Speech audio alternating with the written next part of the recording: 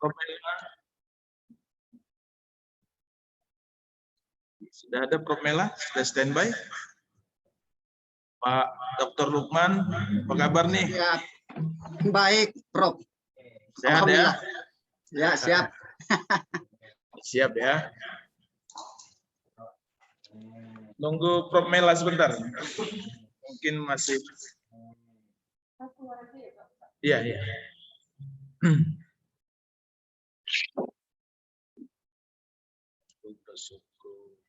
Untuk notulen siapa? Notulen?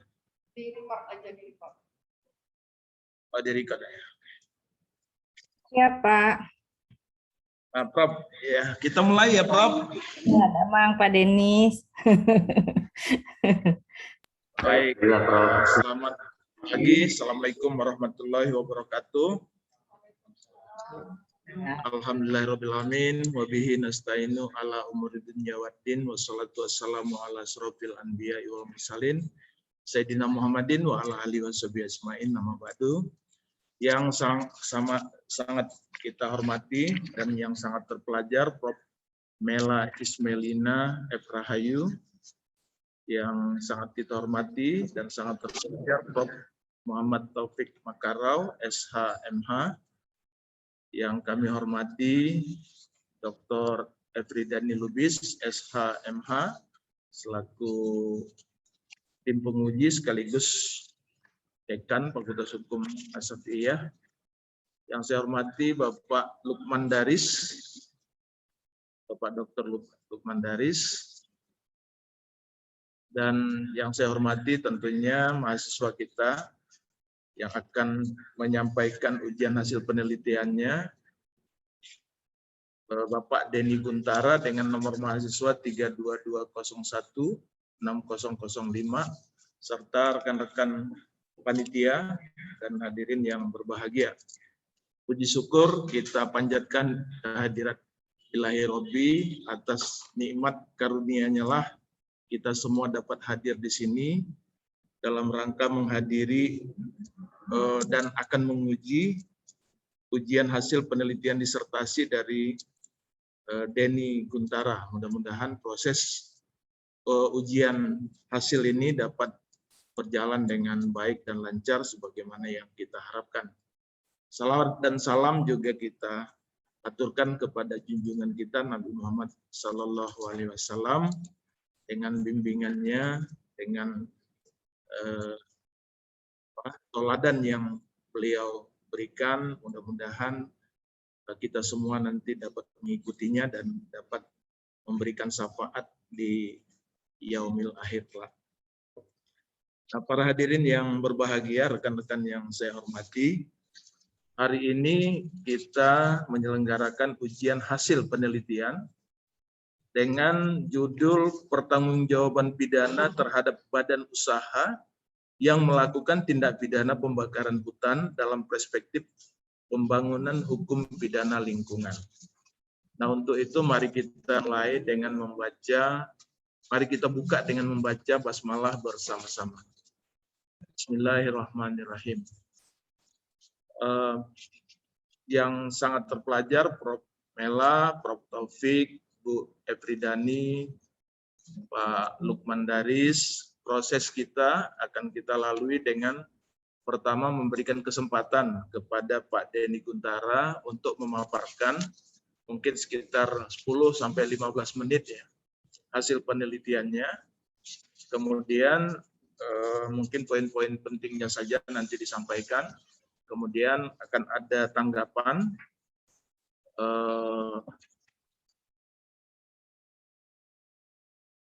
dari ini dulu ya, dari tim penguji dulu kan?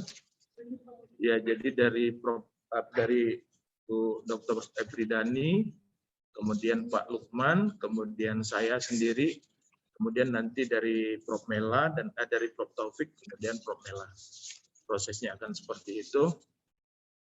Baik, untuk menyingkat waktu, mudah-mudahan rekan-rekan yang berada di tempat masing-masing ini dapat mengikutinya dengan baik karena online ya, mudah-mudahan tidak ada gangguan baik suara maupun gambar.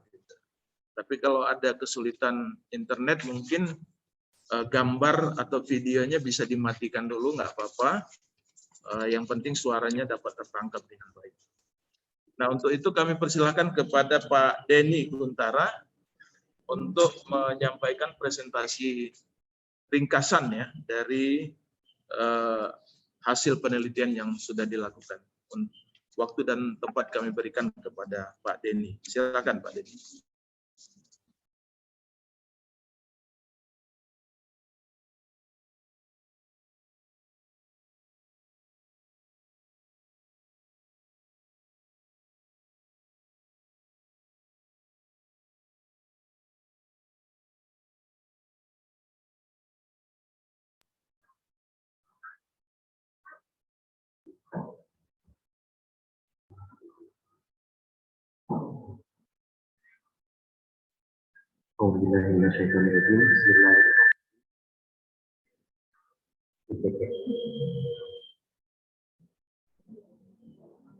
Terima kasih Ketua Sidang Bapak Dr. Abdul Haris Mandamai SHLM yang sampai dengan detik ini masih terus mensupport saya, memberikan semangat untuk segera menyelesaikan disertasi ini.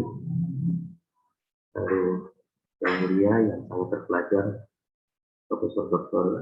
Nela Ismirina FRSHM promotor disertasi ini sekaligus guru saya dan mentor yang juga tidak telah selalu memberikan support dan petunjuk untuk saya. Juga Bapak Profesor M. Taufik Makarau, SHMH sebagai co-promotor disertasi ini. Tak ketinggalan juga Ibu Dekan Fakultas Hukum Universitas Islam STIA, Ibu Dr. Epidani Lubis SHMH, yang juga selalu mensupport memberikan support untuk segera menyelesaikan disertasi ini yang kita terlalu lama terbengkalai akibat pandemi. Selain itu, yang mulia dan yang sangat terpelajar Dr. Lukman Daris, SPI, MSI, para penguji sekalian yang saya muliakan, Assalamualaikum warahmatullahi wabarakatuh.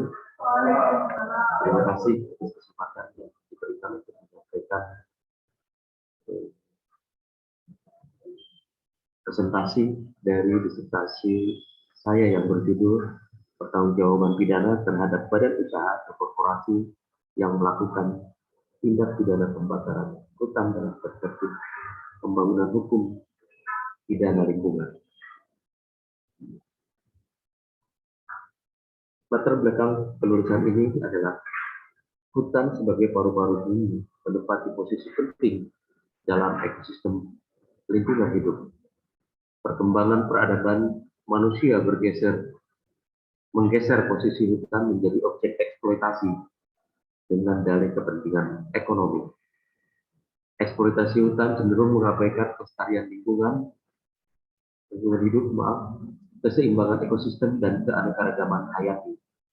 Pembukaan lahan baru dari hutan mengikis secara signifikan luas area hutan, bahkan jalan pintas pembukaan hutan menjadi lahan industri dengan cara membakar hutan berdampak buruk terhadap kelestarian lingkungan hidup, keseimbangan ekosistem, dan keanekaragaman hayati. Lebih jauh lagi, asap yang ditimbulkan sangat mengganggu aktivitas dan kesehatan manusia. Regulasi pelarangan pembakaran hutan dan ancaman sanksi pidana tidak membuat pihak-pihak yang berkepentingan berhenti melakukan pembakaran hutan. Peraturan Mahkamah Agung Nomor 13 Tahun 2016 dan terobosan konsep strict liability belum cukup memadai untuk menghentikan, bahkan setidaknya mengurangi secara signifikan perbuatan pembakaran hutan untuk kepentingan badan usaha atau korporasi. Kasus-kasus pembakaran hutan cenderung dibawa ke ranah hukum perdata untuk sekedar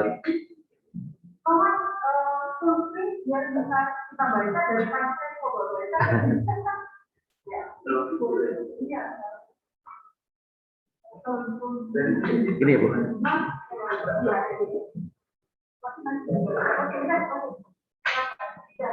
Peraturan Mahkamah Agung Nomor 13 Tahun 2016 dan terobosan konsep strict liability belum cukup memadai untuk menghentikan, bahkan setidaknya mengurangi secara signifikan perbuatan pembakaran hutan untuk kepentingan badan usaha atau korporasi.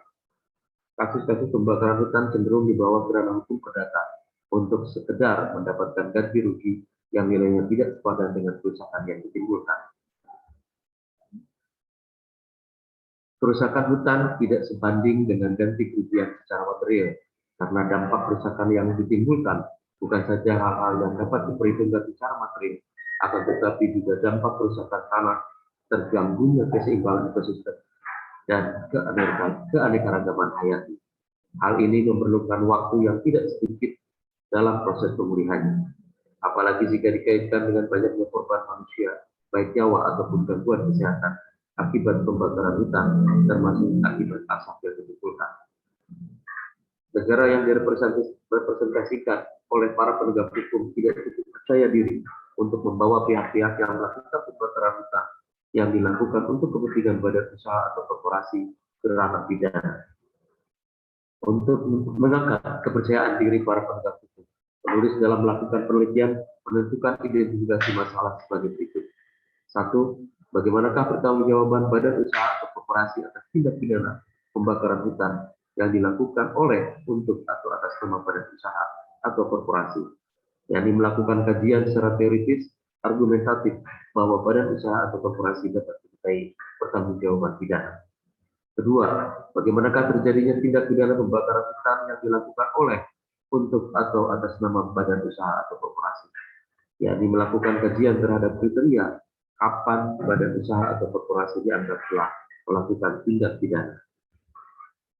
Penegakan hukum atas tindak pidana pembakaran hutan tentu harus didukung bukan saja oleh kemauan atau kepercayaan diri para penegak hukum, akan tetapi juga oleh peranata hukum yang memadai, dan keduanya memiliki hubungan yang sangat erat. Dalam penulisan penelitian disertasi ini, penulis mengemas dalam sebuah sistematika sebagai berikut. Bab pertama berisikan pendahuluan, menguraikan latar belakang permasalahan, perumusan masalah, tujuan dan manfaat penulisan, kerangka teoritik dan konseptual, metode penelitian dan sistematika penulisan. Bab kedua berjudul pertanggungjawaban pidana badan usaha atau korporasi terhadap tindak pidana pembakaran hutan, membahas tentang pengertian dan pembatasan mengenai hutan, pencemaran, kerusakan lingkungan hidup, dan pertanggungjawaban pidana korporasi dalam hukum pidana Indonesia serta dalam hukum pidana lingkungan. Bab ketiga berjudul perbandingan pertanggungjawaban pidana badan usaha atau korporasi di Indonesia dengan negara lain, yang membahas tentang pertanggungjawaban pidana kerusakan lingkungan di negara Inggris dan Amerika, pertanggungjawaban pidana korporasi terhadap regulasi ketentuan pidana dalam perundang-undangan pidana dan praktik peradilan pidana di Indonesia, serta pertanggungjawaban pidana korporasi di negara-negara ASEAN, dan sanksi pidana lingkungan dalam bidang kehutanan.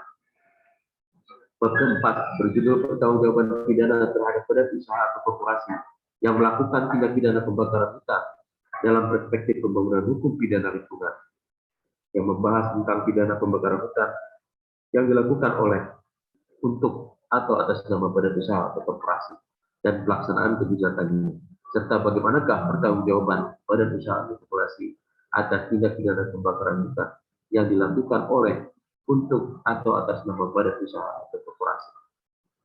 Bab kelima sebagai bab terakhir berjudul kesimpulan dan saran, akan menarik kesimpulan dari pembahasan sebelumnya dan menyusun saran atau rekomendasi hasil penelitian ini untuk dapat ditindaklanjuti. Dalam penelitian ini, penulis mendasarkan pada konsep-konsep sebagai berikut. Teori badan hukum sebagai grand teori, teori tanggung jawab pidana korporasi sebagai middle teori, teori alasan pembenar dan pemaaf pidanaan, serta teori lingkungan hidup sebagai apply teori. Teori badan hukum, dalam hal ini teori organ. Menurut teori ini, badan hukum itu sama layaknya seperti manusia, menjadi penjelmaan yang benar-benar dalam pergaulan hukum, yaitu yaitu suatu badan yang membentuk kehendaknya dengan perantaraan alat-alat atau organ-organ badan tersebut, misalnya anggotanya atau pengurusnya, seperti manusia yang mengucapkan kehendaknya dengan perantaraan mulutnya atau perantaraan tangannya jika kehendak itu ditulis di atas kertas. Teori tanggung jawab korporasi. 1. Teori identifikasi atau alter ego. Suatu korporasi dapat melakukan kejahatan melalui individu atau yang memiliki posisi tinggi yang bertindak untuk dan atas nama korporasi. Kedua, vicarious liability. Seseorang dapat dimintai pertanggungjawaban pidana yang dilakukan oleh orang lain dalam ruang lingkup pekerjaan atau wewenangnya, atau the legal responsibility of one person for the wrongful act of another. Derivat dari vicarious liability terdapat absolute liability dan strict liability. Ketiga, teori delegasi.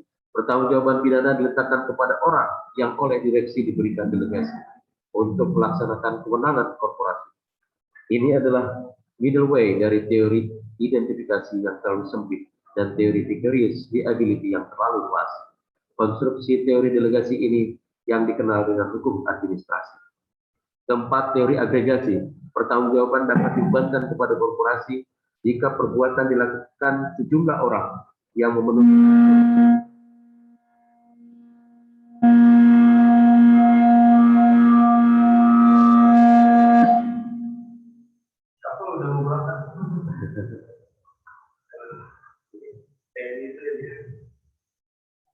Empat, teori agregasi. Pertanggungjawaban dapat dibebankan kepada korporasi jika perbuatan dilakukan sejumlah orang yang memenuhi unsur delik dan satu sama lain saling terkait atau tidak berdiri sendiri. Kelima, teori budaya kerja.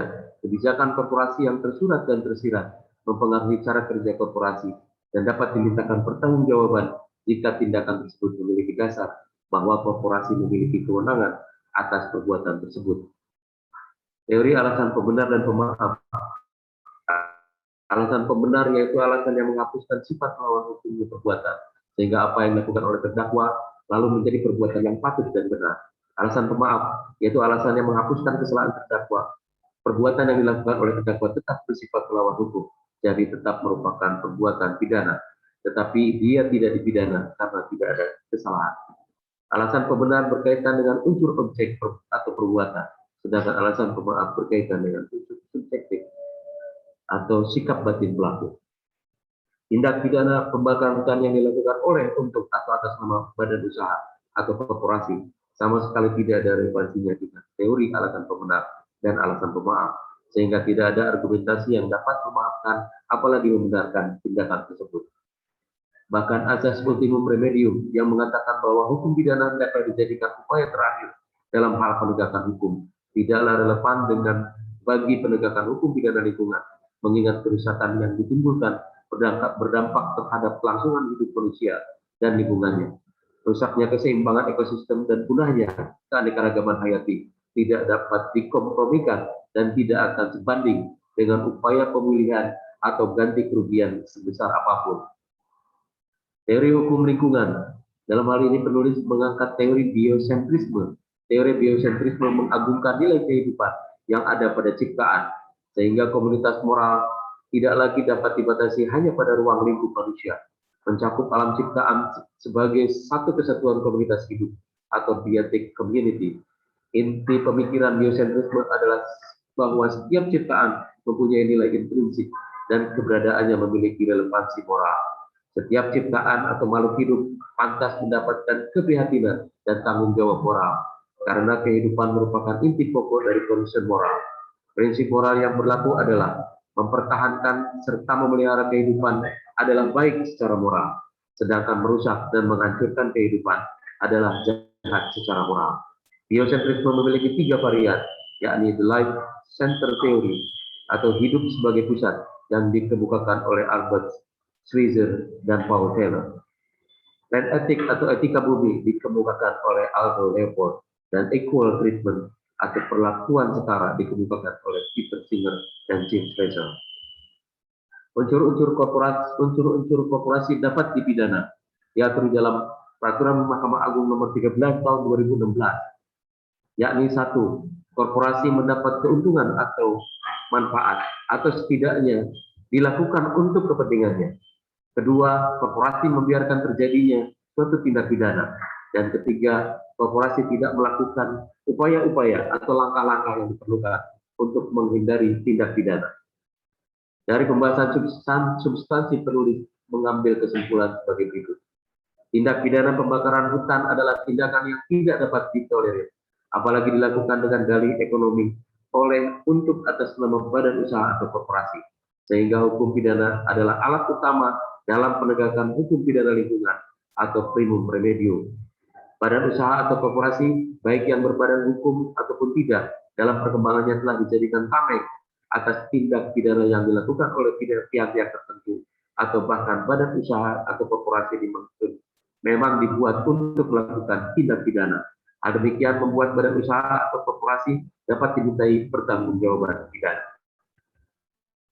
Peraturan Mahkamah Agung Nomor 13 Tahun 2016 sudah mengatur unsur-unsur dan kriteria badan usaha atau korporasi yang dapat dipidana, yakni korporasi mendapatkan keuntungan atau manfaat atau dilakukan untuk kepentingannya. Korporasi membiarkan terjadinya tindak pidana, dan badan usaha atau korporasi tidak melakukan upaya-upaya atau langkah-langkah yang diperlukan untuk menghindari tindak pidana. Rekomendasi yang perlu disampaikan sebagai berikut. Hendaknya ketentuan yang berkaitan dengan tindak pidana korporasi diatur secara umum sekaligus terperinci di dalam Kitab Undang-Undang Hukum Pidana, sehingga menjadi panduan pasti bagi para penegak hukum maupun segenap para pencari keadilan.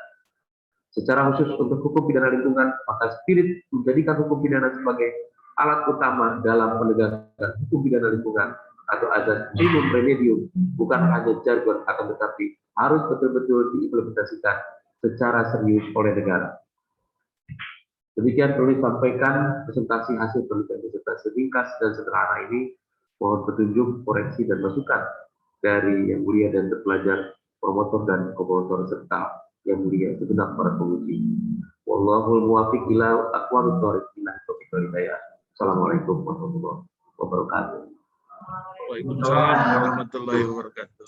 Ini Pak Denny ini NU kelihatannya. Kata Pak siapa kemarin? Baik, terima kasih Pak Denny atas presentasi yang telah dikemukakan, meringkas ya penelitian yang sudah dilakukan dan telah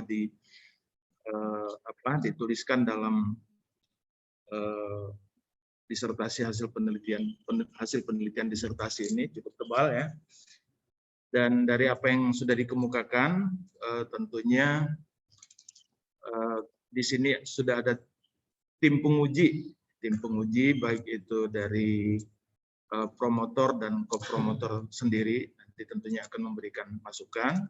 Kemudian dari majelis penguji yang lain, namun karena kita sebelum kita berikan kesempatan kepada promotor dan kopromotor, nanti kita terlebih dahulu mendengarkan ya, masukan, pertanyaan mungkin ya, masukan, saran dari majelis penguji yang lain, dengan harapan disertasi ini nanti akan lebih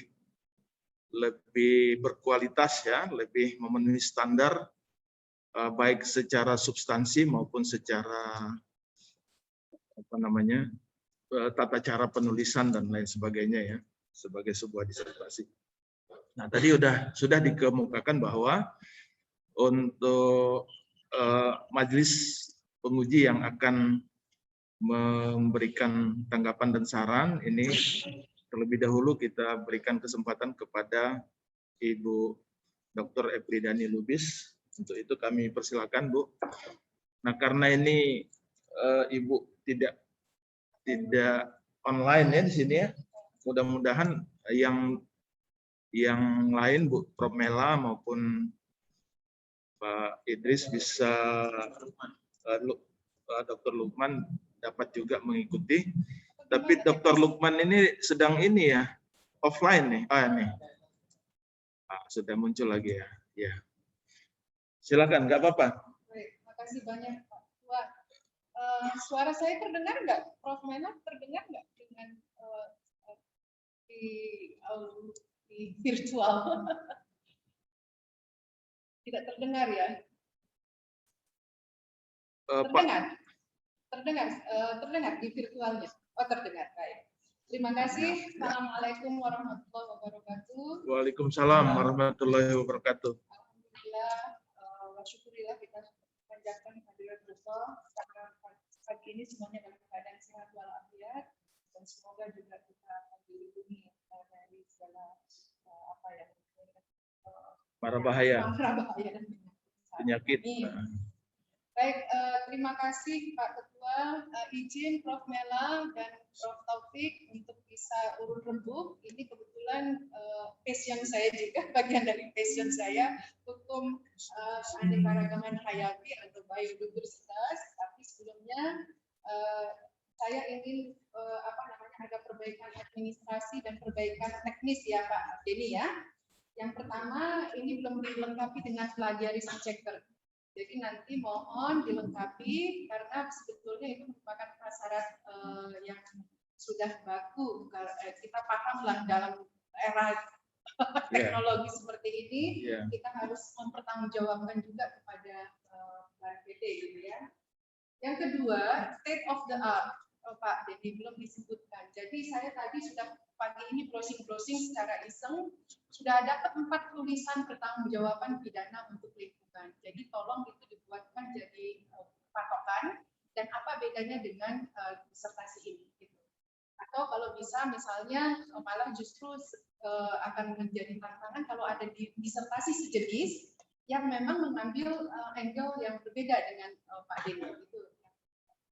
Yang ketiga, ini Universitas Islam As-Safiyah. Jadi karena itu tolong juga dimasukkan ayat-ayat Al-Quran yang menjadi dasar konsep. Saya ini kemarin di-share dan sudah cukup lama juga di-share. Di Harvard University itu bahkan justru sekarang ini memberikan merekognisi ayat-ayat Al-Quran sebagai bagian dari dasar berpikir kita, gitu ya. Dalam konteks ini keadilan yang disitasi itu, tetapi ini merupakan sebuah kalau menggunakan pembangunan lingkungan ini sebuah kesempatan gitu karena konsep-konsep dalam Al-Quran juga cukup baik, cuma selama ini tidak diberi tempat karena dianggap sebagai nas-nas doktrin-doktrin yang tidak bisa diperdebatkan. Nah, tetapi begitu Harvard sudah memberikan tempat mensitasi ayat Al-Quran Al-Baqarah kalau tidak salah ya, itu berarti itu kan ada tempat untuk kita menguatkan argumentasi kita menggunakan nas-nas Al-Quran. Kemudian berikutnya mengenai penulisan sitasi. Nah, kalau boleh, ini tadi ada beberapa rujukan yang tesis. Kalau boleh, jurnal dan tidak di bawah ini gitu loh. Artinya kan kita bicaranya ini kan adalah level 9 untuk Prof. Mela ini yang akan dengan makanya terkadang pengelola itu penting untuk ikut untuk mengawal bahwa ini adalah level 9. Pak Denny juga sudah senyum-senyum. Jadi karena itu maka kita berharap bahwa ini nanti rujukannya itu kalau tidak jurnal terbaru 3, 4, 5 tahun terakhir juga disertasi.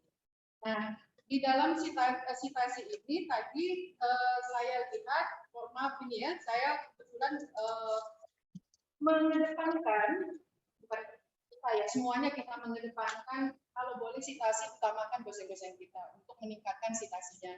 Alhamdulillah saya sudah disitasi satu, tapi Prof. Mela saya tidak dapat ini. Prof. Taufik juga belum ada ini. Ya, padahal tulisan-tulisan beliau, ya itu. Jadi tolong kalau ada nanti tulisan Pak Lukman juga dan seterusnya itu mohon dijadikan rujukan, dikutip 1 atau 2. Nah, yang buku saya itu tidak muncul di daftar pustaka. Nah, itu. Jadi saya udah cross check ini, cari di Lubis nggak ada. Nah, satu lagi penulisan daftar pustaka menggunakan kita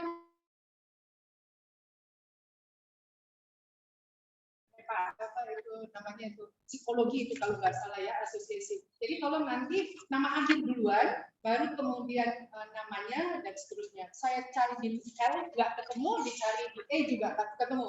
Berarti belum sinkron apa yang dikutip di dalam dengan daftar pustaka. Itu nanti diperbaiki ya Pak ya.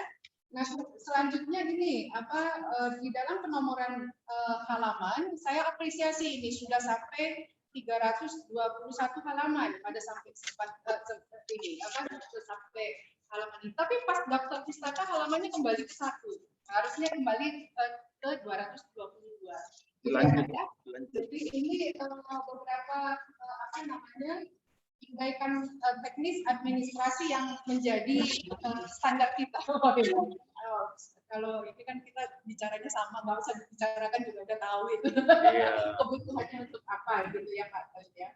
Baik, sekarang izin saya mau turun dulu di dalam substansi. Ujian hasil penelitian berarti kita akan mengkonfirmasi antara rencana penelitian dengan hasil penelitian ya Pak ya. Kan itu makanya ujian hasil penelitian. Nah, oleh karena itu saya beranjak dari research question-nya. Oh ini Bu Prof Mela ini saya agak deg-degan karena Prof Mela yang sangat menguasainya. Jadi tapi saya berusaha belajar untuk menerapkannya Prof Mela izin. Nah di dalam research question ini kan tergambar di dalam identifikasi masalah.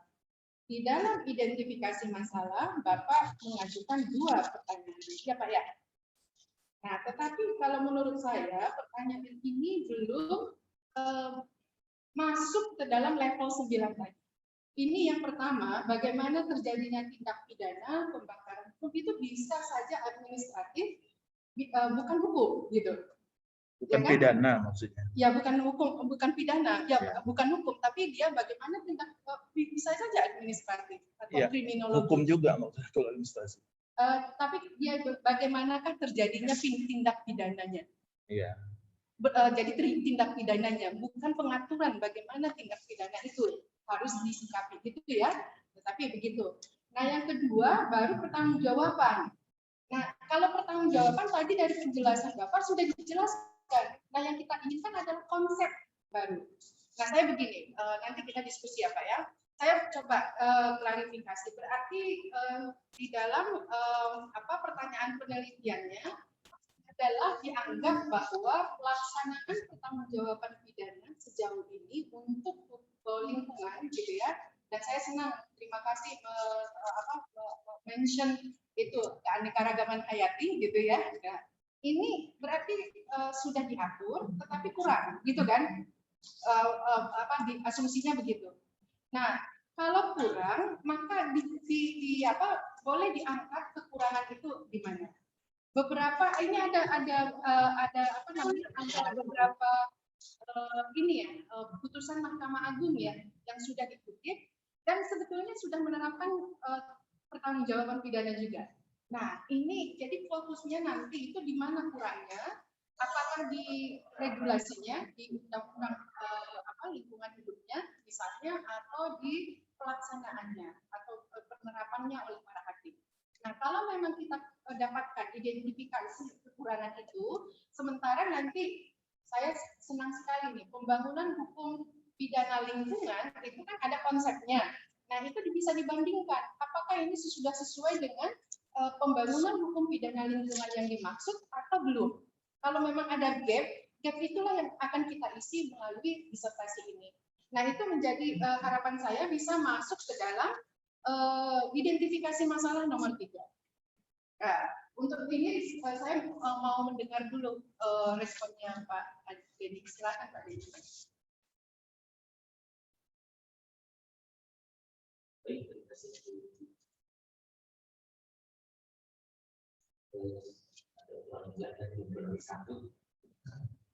Nomor 1 teknis nanti sudah saya tuliskan, nanti tinggal ditindaklanjuti saja ya.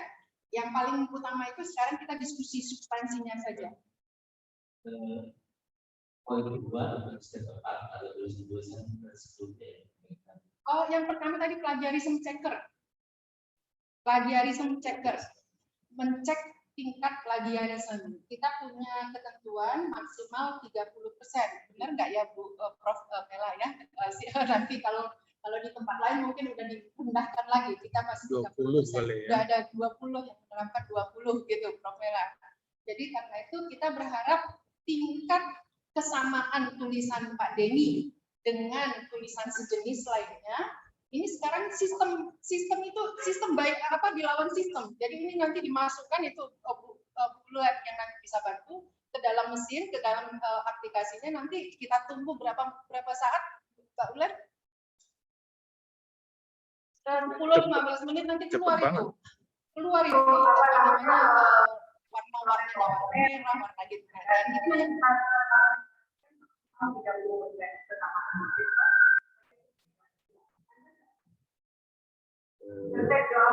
yang di state of the art kita juga merujuk kepada tulisan-tulisan sebelumnya. Ada beberapa contoh tulisan dan itu sudah dirumuskan perbedaan dengan tulisan sebelumnya. Lalu ada halaman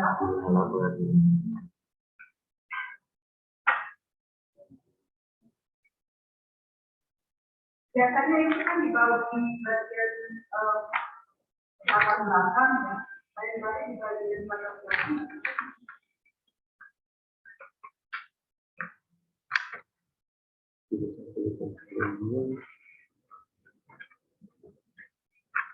Oke, kalau begitu nanti masukkan saja ke bagian latar belakang. Di latar belakang dia. Tulisan bulan dimasukkan ke bagian.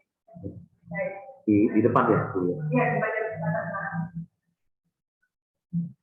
Terkait ayat-ayat Al-Quran sebagai dasar nanti di dalam penulisan dan pemikiran dasar mungkin ini saya akomodir untuk perbaikan selanjutnya.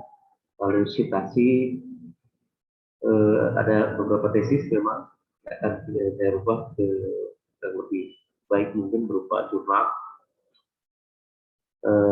Lalu terkait citasi pada tulisan-tulisan para penguji sudah saya lakukan. Mungkin yang belum Pak Kapolri mungkin yang belum. Ada si ini Bu, perbedaan di kutipan di dalam tulisan dengan di daftar isi. Iya.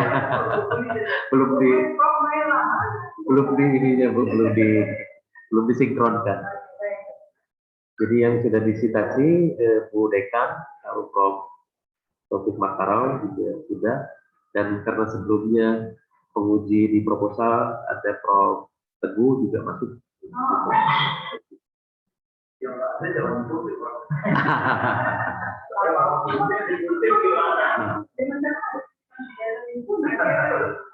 Tapi saya punya itu terkait dengan pertanggungjawaban korporasi.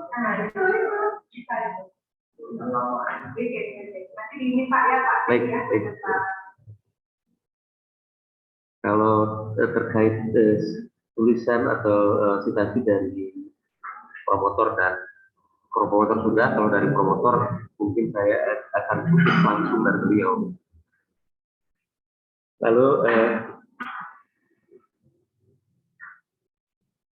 tadi sudah dibahas perbaikan dari kutipan dan daftar isi nanti akan disinkronkan mungkin karena sebelumnya sampai 500 halaman sehingga proses membuat itu dirangkum menjadi sekarang hanya 300 halaman itu membuat perubahan terhadap sinkronnya kutipan dengan daftar isi. Mohon maaf, nanti akan segera disinkronkan. Lalu konsep kebaruannya itu juga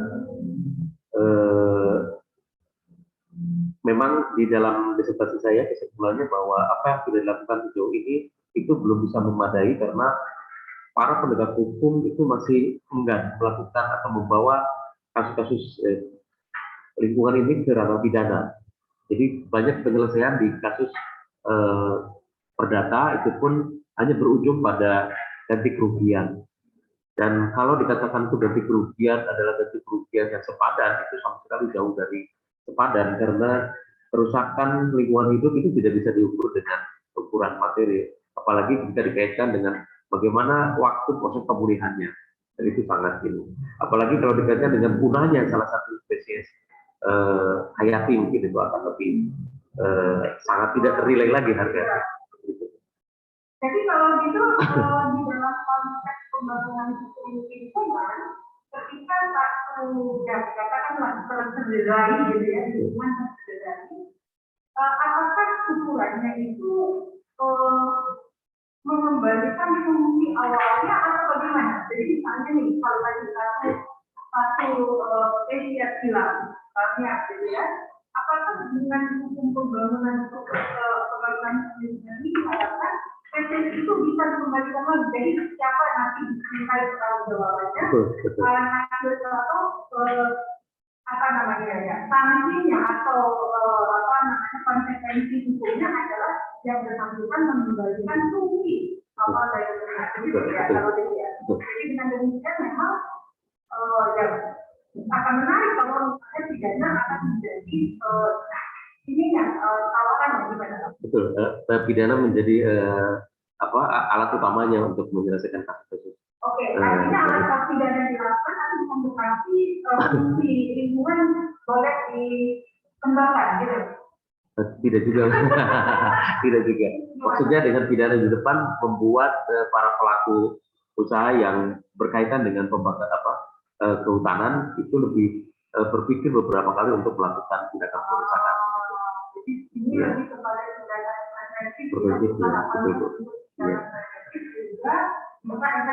Betul.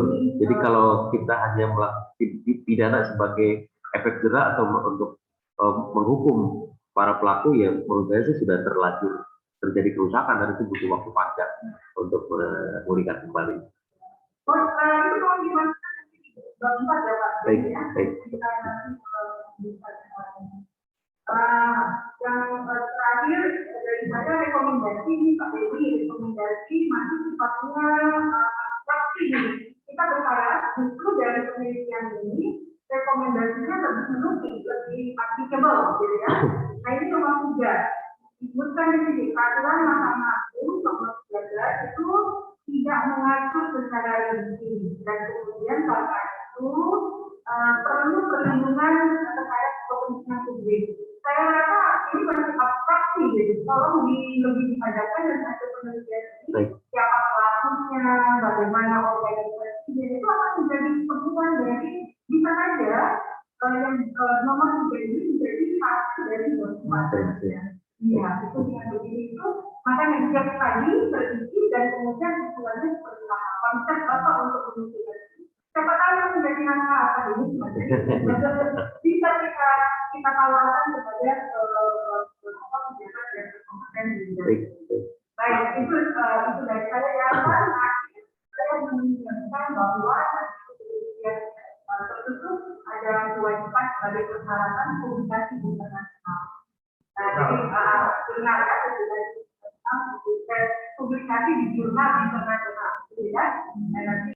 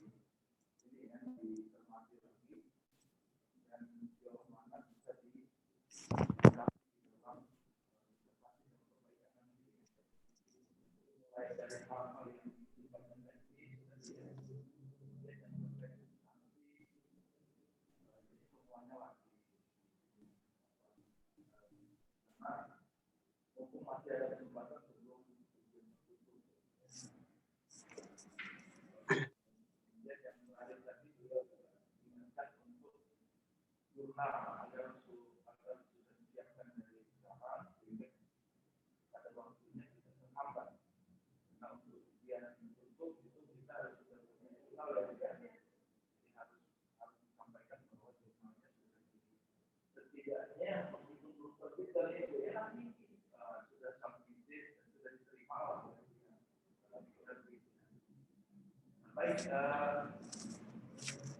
selanjutnya kita beri kesempatan kepada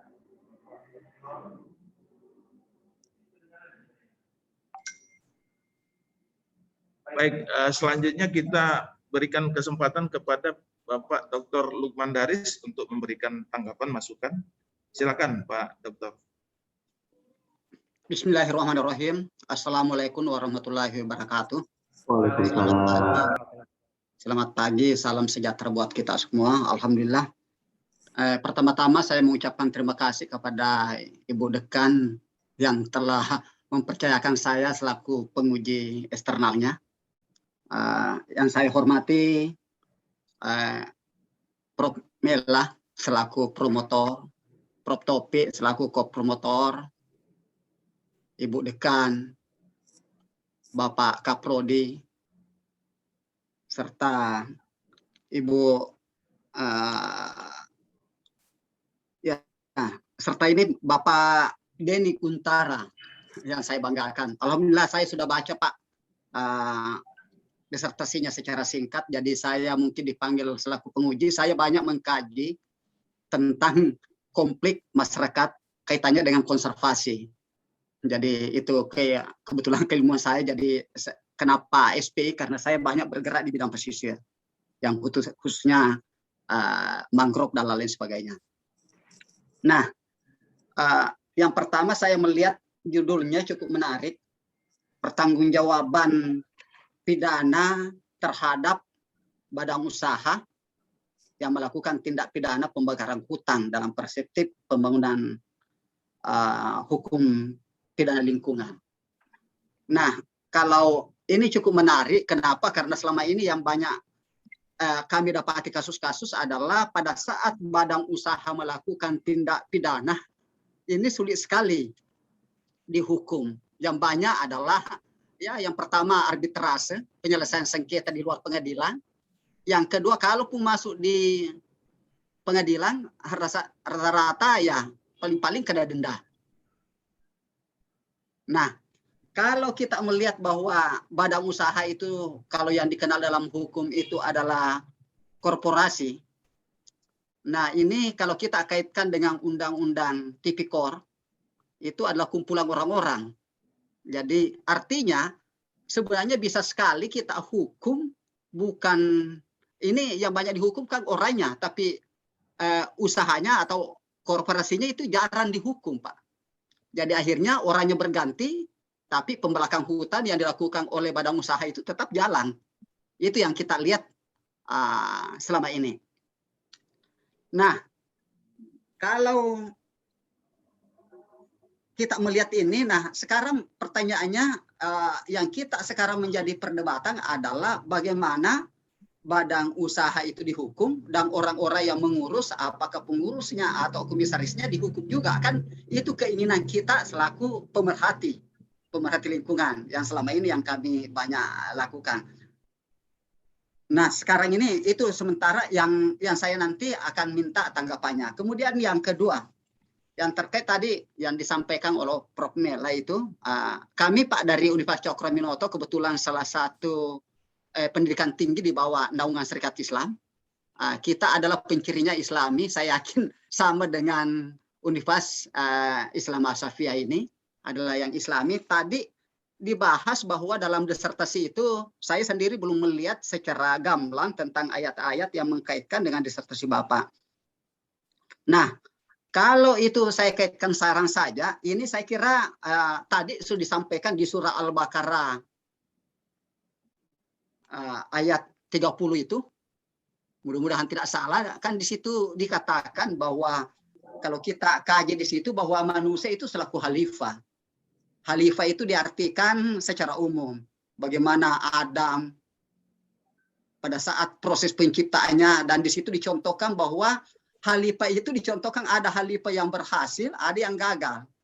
Habil itu disimbolkan selaku khalifah yang berhasil, kemudian Kabil disimbolkan sebagai manusia atau khalifah yang gagal.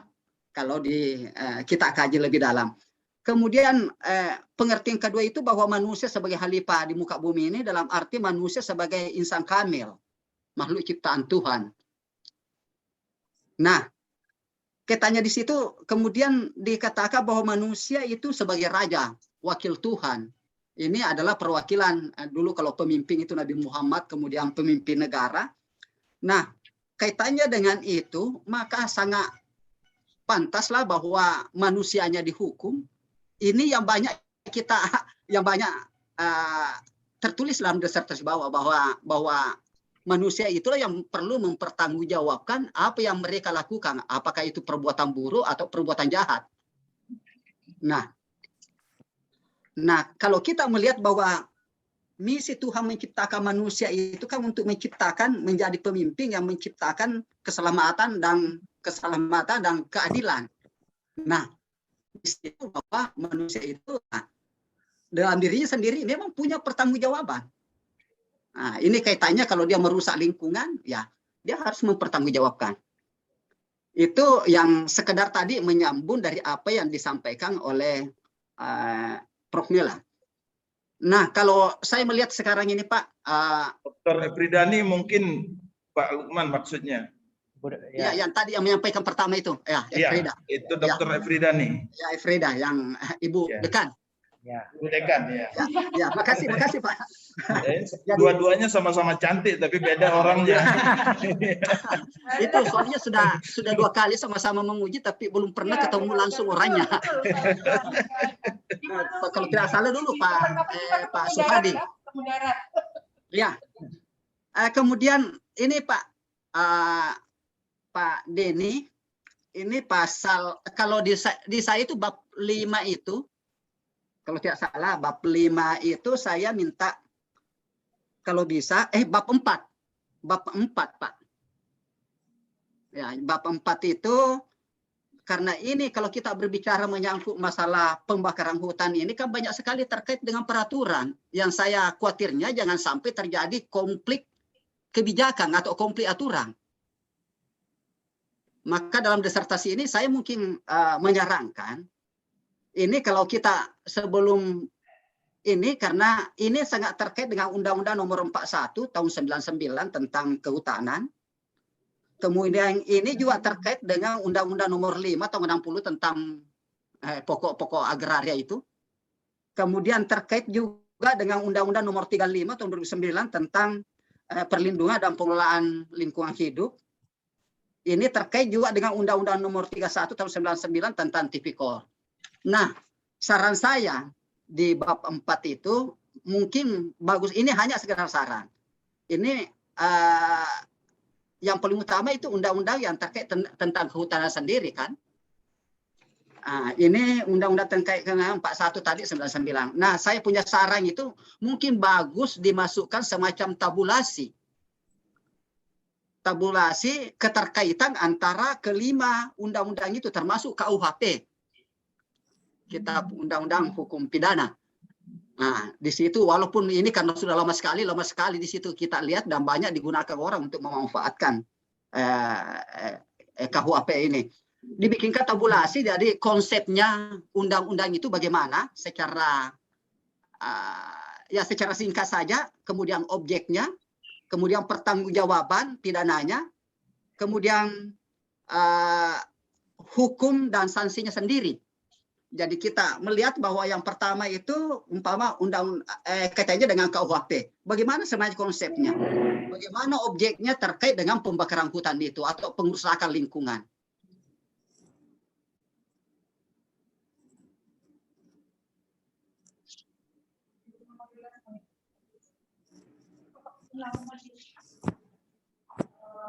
Masih ini ya, masih putus ya.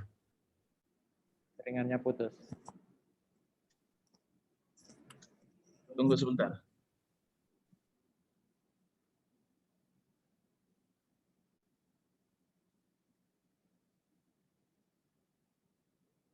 Di Jakarta aja masih internetnya masih bermasalah, apalagi di daerah.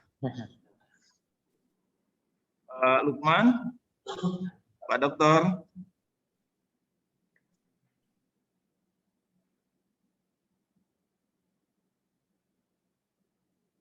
Nah, dia keluar dulu sebentar.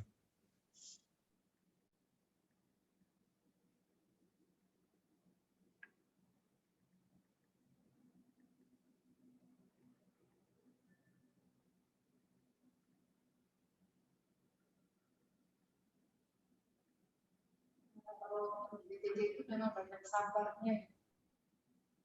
Ya, sabar itu kekasih Tuhan. Cuma dikasih nama sabar. Jadi.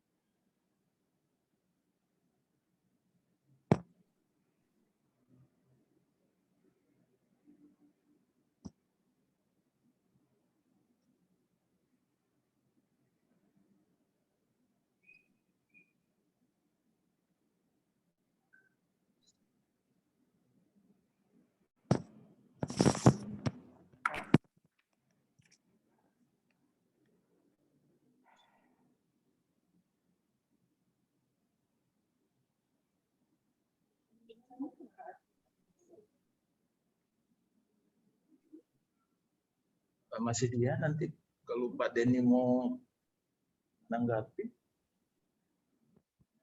Pas dia udah online, dilanjutkan. Tunggu sebentar. Takutnya nanti malah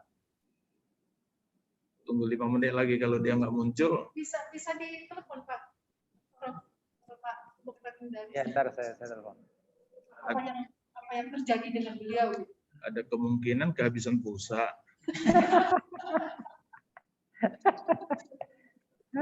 Nanti kita kirim pulsanya. Saya kemarin dapat ini untuk pendidikan itu loh. Dapat berapa giga itu loh? 30 giga. Oh iya. Jadi kita tinggal okein aja masuk dia. Dari negara. Tapi Dari TV ya? Khusus untuk Zoom gitu.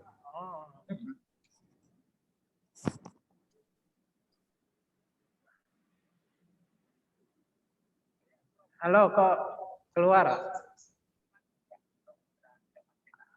Oh, kalau Oke. Ya, dia lagi mau masuk. Kalau kesulitan pakai WA aja. WA voice untuk melanjutinnya. Ya. Nampaknya tuh Pak Lukman Pandat. Ya, Prof. Sudah masuk lagi Pak Lukmannya. Iya, Pak Lukman. Oh, itu connecting audio masih. Pak Lukman.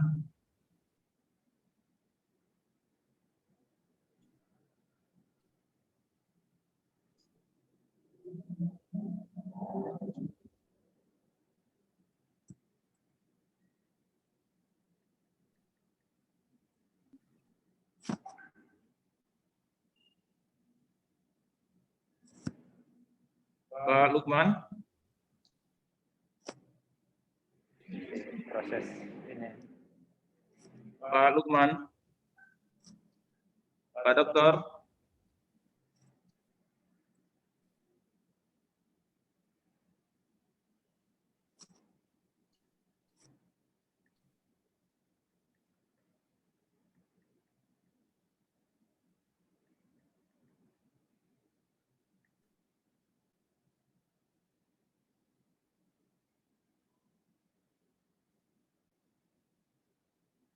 Oh, ada 2. Iya. Kenapa? Karena ya. Pak Dokter, gimana? Udah Ya, bisa sudah ya bagus. connect lagi ya? Sudah.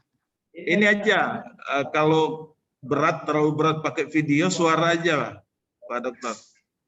Ya, jadi saya kira ini tinggal sedikit.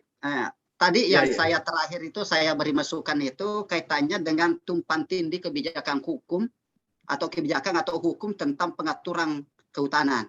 Jadi saran saya tadi itu yang 5 aturan itu KUHP, Undang-Undang Tipikor, Undang-Undang tentang lingkungan hidup, pokok-pokok agraria dan kehutanan itu dibikinkan semacam tabulasi atau keterkaitan konsepnya, objeknya, pertanggungjawaban pidananya, hukum atau sanksi pidananya. Jadi supaya kita lihat di situ.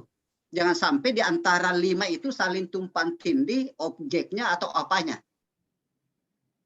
Itu yang saran. Kemudian yang terakhir itu adalah kaitannya dengan saran di disertasinya. Saya sangat mengharapkan, karena ini bagus sekali disertasinya Pak, saya sangat mengharapkan bahwa ke depan itu ada semacam regulasi atau undang-undang yang betul-betul mengatur bahwa bukan saja selama ini yang dihukum adalah orangnya, tapi bagaimana badan usaha atau korporasinya bisa diberi hukuman juga. Itu saya kira Pak, masukan saya. Makasih, mungkin saya minta tanggapannya sedikit terkait tadi 3 item yang saya beri masukan itu. Ya, silakan Pak Denny. Silakan Pak Denny. Terima kasih Pak. Jadi pertama tanggapan tentang pertanggungjawaban pidana. Berikan hati saya mungkin dapat dipahami oleh Pak Dr. Mandaris bahwa apa yang terjadi sekarang, pidana proses pidana dilakukan terhadap orang atau pengurus tidak tidak mengenai korporasinya. Sehingga catatan untuk ke depan dalam penegakan hukum ada tiga jenis, yaitu crime for corporation atau korporasi yang melaksanakan melakukan tindak pidana, atau seseorang yang melakukan tindak pidana untuk kepentingan korporasi. Lalu crime against corporation, karyawan yang melakukan kejahatan terhadap korporasinya. Yang ketiga, criminal corporation atau korporasi yang memang sengaja dibuat untuk melakukan tindak pidana. Saya kira mungkin sudah satu frekuensi antara Pak Dr. Mandaris dengan saya selaku penulis. Lalu yang kedua, masukan terkait saran ayat Al-Baqarah ayat 30 itu akan segera saya akomodir di dalam disertasi ini, termasuk juga di dalam bab 4 untuk memasukkan tabulasi keterkaitan antara undang-undang nomor 41, undang-undang nomor 5 dan 35 tahun 2009, juga termasuk undang-undang tipikor, bahkan kita undang-undang hukum pidana dalam ulasan di bab 4. Itu tentunya akan menguras energi yang sangat tinggi untuk membahas keterkaitannya. Terlebih lagi bahwa judul yang saya bawa itu akan dibawa ke ranah hukum lingkungan, tetapi kita akan bahas di dalam bab 4 keterkaitannya mungkin secara ringkas antara Undang-Undang 41 tahun 99, Undang-Undang 5 tahun 20, Undang-Undang 35 tahun 2009, Undang-Undang Tipikor dan Kitab Hukum Pidana. Saya kira itu 3 poin yang disampaikan oleh Pak Dr. Mandaris. Terima kasih atas masukannya. Ya, makasih Pak. Sudah Pak Lukman. Ya, saya kira sudah Prof. Terima kasih semua. Assalamualaikum warahmatullahi wabarakatuh. Baik ya. Giliran saya berarti ini. Silakan. Pak Denny. Jadi dari yang sudah dikemukakan tadi saya kira sudah banyak dibahas ya. Saya hanya beberapa hal saja menambahkan mungkin yang pertama itu yang terkait dengan rumusan masalah. Rumusan masalah itu kalau kita lihat 2 pertanyaan itu sifatnya masih sangat deskriptif. Nah, untuk level disertasi itu mungkin masih terlalu sederhana. Apakah masih mungkin untuk ditambahkan masalah lagi yang sifatnya lebih analitis ya. Jadi atau konsep-konsep baru misalnya tadi ya, pembangunan hukum pidana lingkungan. Misalnya dengan menambahkan bagaimana konsep hukum pidana lingkungan kan sekarang sudah ada di draft KUHP ya, apakah itu bisa supaya menjawab ini loh pembangunan hukum pidana, karena itu kan belum kelihatan gitu maksudnya. Sehingga itu konsep-konsep gagasan-gagasan baru itu bisa ditampung di dalam rumusan masalah yang ketiga. Dan yang 1, 2 itu kan lebih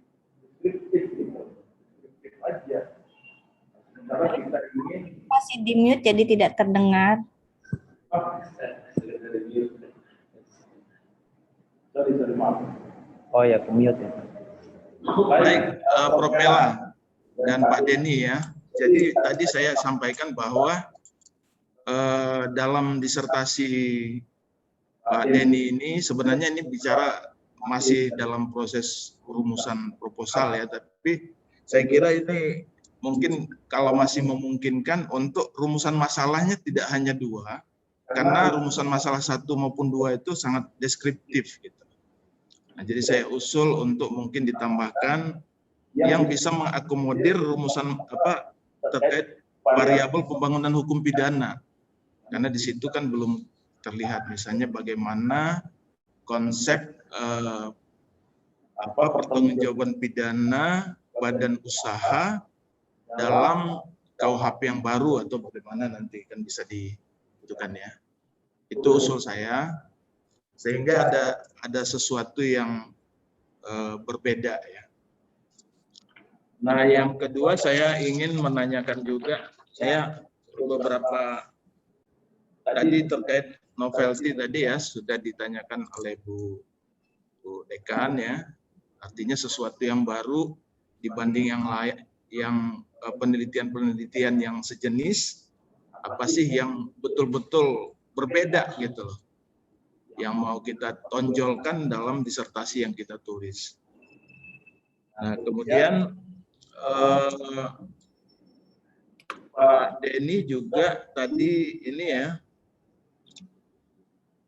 menyampaikan sejumlah teori pertanggungjawaban pidana, mulai dari strict liability, vicarious liability dan lain sebagainya, tadi banyak sekali. Nah, menurut pandangan Pak Denny ya, dalam rangka menjawab permasalahan yang Bapak sampaikan itu, yang mana nih yang paling cocok gitu ya, sehingga bisa menjawab permasalahan yang tadi dikemukakan. Jadi kan masing-masing teori ini kan berbeda-beda, bahkan ada yang saling menafikan gitu loh, antara satu teori dengan teori yang lain. Nah, menurut Pak Denny sendiri, untuk menjawab permasalahan tadi, misalnya agar supaya pertanggungjawaban badan usaha itu lebih maksimal, kira-kira seperti apa itu? Teori yang mana yang lebih paling dekat yang bisa digunakan? Mungkin itu dulu Pak Denny, pertanyaan saya. Terima kasih.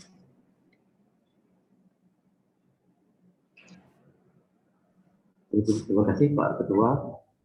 Saya tentu menanggapi yang pertama tentang masukan untuk menambahkan salah satu poin untuk di dalam identifikasi masalah atau perumusan masalah, khususnya tentang perspektif pembangunan hukum pidana lingkungan. Kita akan, insya Allah akan kita masukkan, karena memang unsur kebaruan dari disertasi ini adalah ya perspektif pembangunan hukum pidana lingkungannya.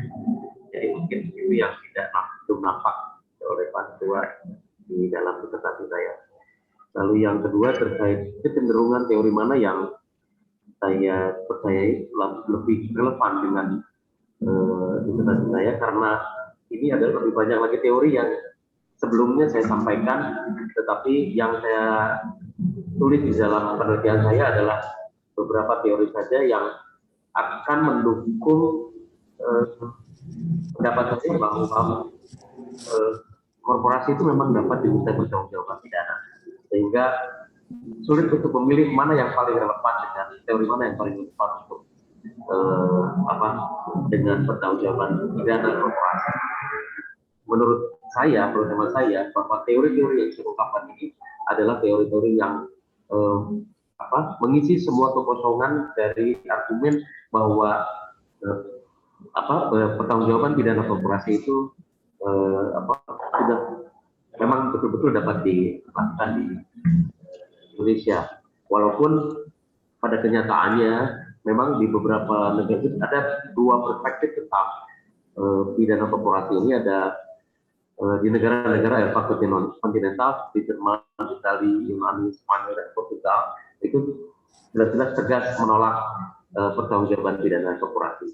Akan tetapi Indonesia yang memang tidak menganut satu mazhab saja. Indonesia sekarang mengakomodir pertanggungjawaban pidana. Mungkin argumentasi dari negara-negara Eropa kontinental seperti Jerman, Italia, Spanyol, dan Portugal itu mungkin terpengaruh oleh doktrin yang disampaikan oleh Dr. Savigny, yaitu Universitas Delaware Non-Potens dan Societas Delaware Non-Potens. Nah, tetapi di Indonesia, yang Indonesia adalah anak angkat dari hukum Belanda, itu sudah mengakomodir pertanggungjawaban pidana korporasi. Saya kira itu Pak Ketua. Ya, saya kira nanti Bapak perlu mendalami betul ya dari berbagai teori tadi, karena kan sulit untuk menggunakan semua teori. Misalnya strict liability, itu pertanggungjawaban mutlak, gitu kan? Itu berbeda dengan vicarious, kan gitu. Jadi maksud saya nanti kalau dikatakan mau menggunakan semua teori mungkin kesulitan nanti ketika kita ingin mengangkat meminta pertanggungjawaban dari badan usaha ini, karena kan berkembang di Indonesia sendiri kan berkembang, ada perkembangan. Misalnya sekarang ini siapapun kalau itu terkait dengan korporasi dan itu menguntungkan atau menggunakan fasilitas korporasi bisa dimintai pertanggungjawaban. Nah, kalau sebelumnya kan nggak bisa begitu. Jadi hanya orang-orang tertentu yang dianggap top manager atau top leader dari perusahaan itu, kalau dia berbuat sesuatu maka pertanggungjawaban pidananya bisa diasosiasikan dengan perusahaan gitu. Jadi maksudnya itu teori yang ada itu memang berbeda-beda gitu. Makanya perlu dalam kasus di Indonesia khususnya terkait dengan pembakaran hutan ini. Ini kan kasusnya pembakaran hutan ya. Nah, ini yang mana yang paling bisa digunakan? Karena di pembakaran hutan itu kan ada beberapa kasus yang menggunakan strict liability misalnya. Ada beberapa kasus, tetapi ada prasyarat tertentu yang harus terpenuhi. Nah, sementara dalam banyak kasus ini ada yang menilai bahwa harus ada pembuktian terkait dengan siapa sesungguhnya yang melakukan itu. Jadi gini, yang dikembangkan di Indonesia itu meskipun karena kealpaan saja, misalnya ada yang mengatakan bahwa apinya loncat itu dari kebun orang lain, loncat ke kebunnya perusahaan. Nah, tetapi kalau dia sendiri tidak memiliki alat yang mampu mengatasi api yang loncat tadi, dia tetap dimintai pertanggungjawaban pidana. Nah, itu konsep pertanggungjawaban pidana seperti apa yang digunakan di Indonesia? Apakah itu relevan atau tidak untuk mengatasi persoalan pembakaran hutan? Jadi maksudnya seperti itu Pak Denny, yang saya maksudkan untuk teori-teori ini bukan sekedar kita jabarkan apa teorinya, tapi applicable-nya, bagaimana aplikasinya di lapangan dalam kasus-kasus yang kita kaji. Jadi ya Pak ya. Kemudian yang lain adalah dalam mengurai terkait dengan pertanggungjawaban badan hukum ini, peraturan perundang-undangan apa saja yang Bapak dijadikan dasar ya? Dijadikan dasar itu yang Bapak kaji ya sebagai dasar kajiannya, peraturan perundang-undangan apa saja Pak?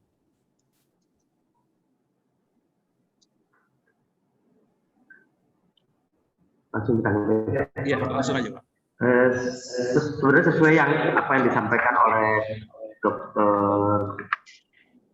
Mondari sebelumnya, undang-undang ini semuanya dibahas dari saya, walaupun ya, mungkin tidak terlalu dalam, tapi sekilas-sekilas saja menyentuh Undang-Undang Nomor 41 Tahun 1999 tentang Kehutanan, Undang-Undang Nomor 5 Tahun 60 undang-undang pokok undang-undang pokok agraria, undang-undang 35 tahun 2009 tentang perlindungan dan pengelolaan lingkungan. Juga di depan di dalam latar belakang juga saya mengulas tentang undang-undang tipikor.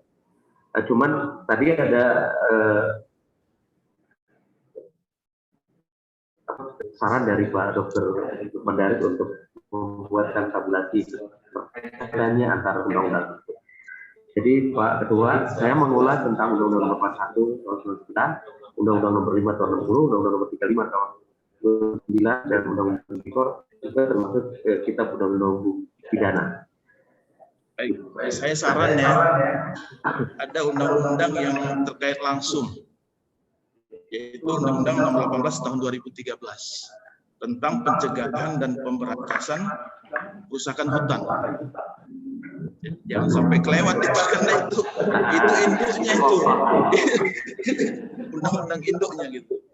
Jadi undang-undang itulah yang mengubah ya ketentuan, jadi dia lebih fokus pada penegakan hukumnya untuk yang terkait dengan kehutanan, mengubah Undang-Undang 41 tahun 99.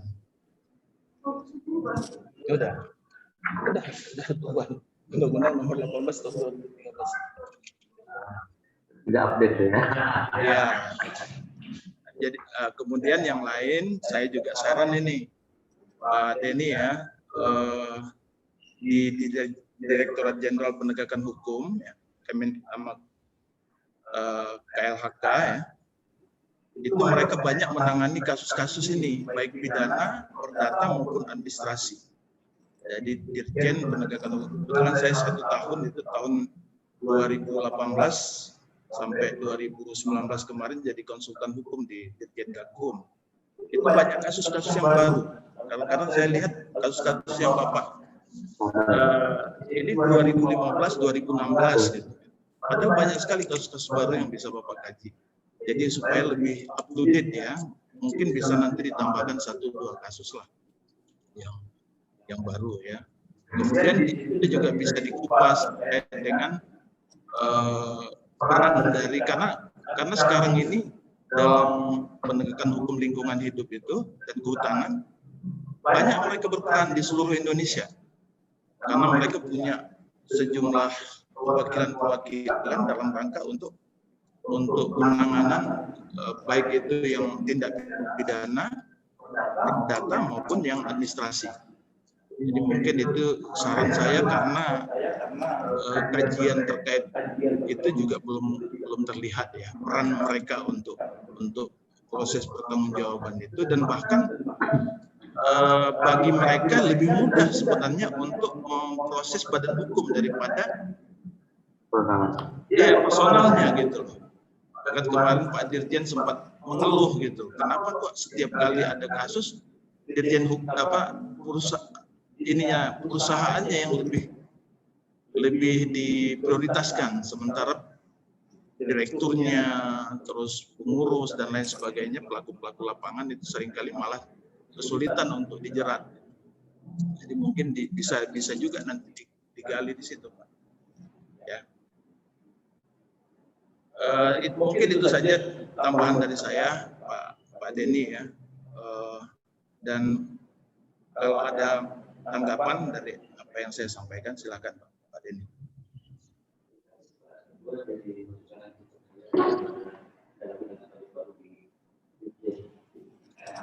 Dirjen Gakum, Dirjen Gakum, penegakan hukum.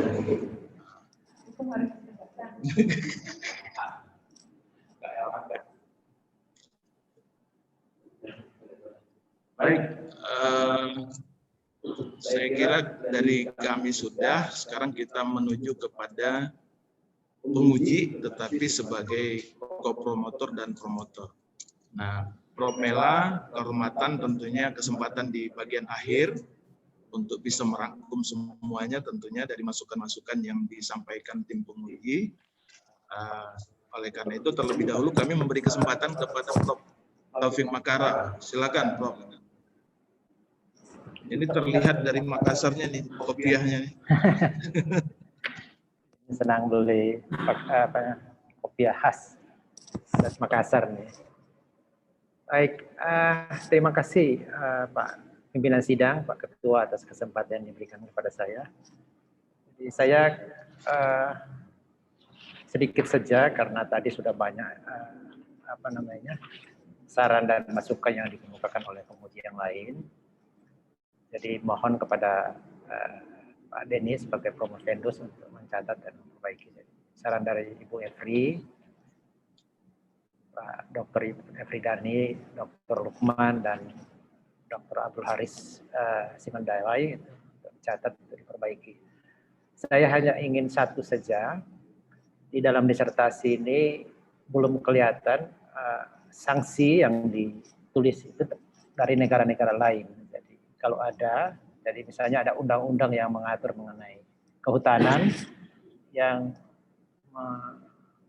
secara kelihatan gitu pasalnya pasal berapa, sanksinya berapa tahun, sehingga kita membandingkan dengan misalnya undang-undang kehutanan yang ada sekarang di Indonesia, apakah sama persis atau berbeda dan seterusnya. Itu saja ya. Jadi sekali lagi bahwa dalam disertasi ini belum kelihatan pasal yang mengatur tentang sanksi pidana dari negara lain. Jadi kelihatan di dalam tulisan disertasi ini masih secara umum dengan mengutip konvensi-konvensi yang ada. Sementara spesifik mengenai pasal yang mengatur mengenai itu dalam negara tertentu itu belum kelihatan. Saya kira itu saja ya saran saya dari untuk Pak Denny. Kalau memang ada lebih bagus. Kalau tidak ada, saya kira apa yang sudah tertulis itu sudah cukup komprehensif. Demikian Pak Ketua dari saya. Ya, silakan Pak Denny. Terima kasih Prof. Memang hanya mengulas apa yang bersifat umum. Masukan Prof saya terima untuk dimasukkan pasal yang berkaitan dengan sanksi dan pidana. Baik, terima kasih Prof.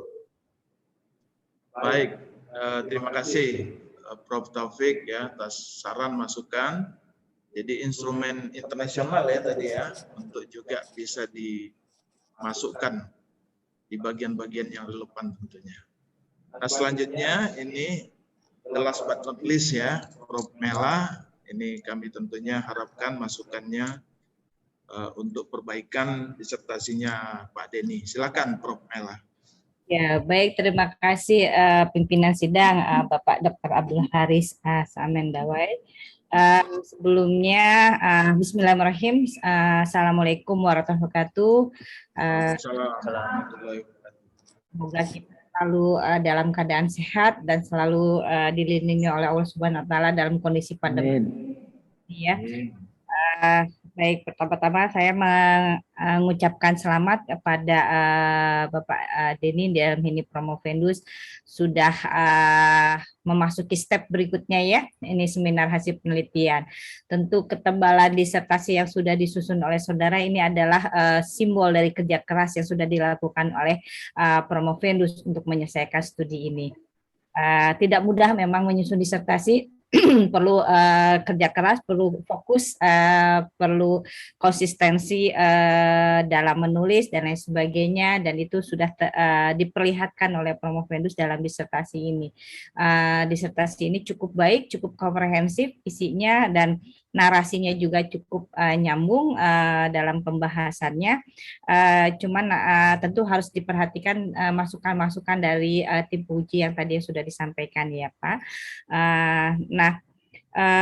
Dari judul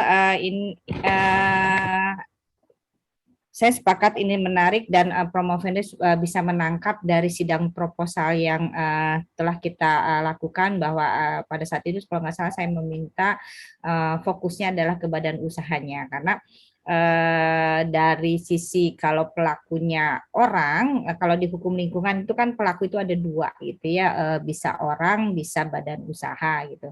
Nah kalau orang atau orang perorangan itu sudah banyak yang mengkaji gitu ya.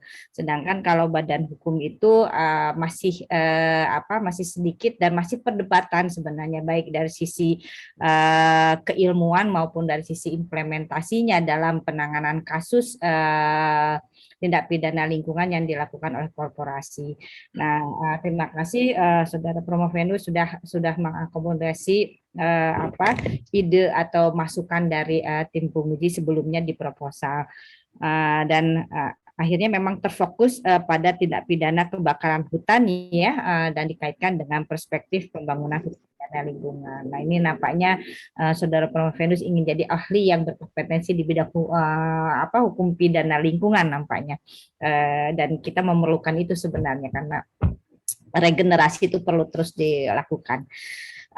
Baik, Saudara Venus, secara keseluruhan disertasi ini sangat baik.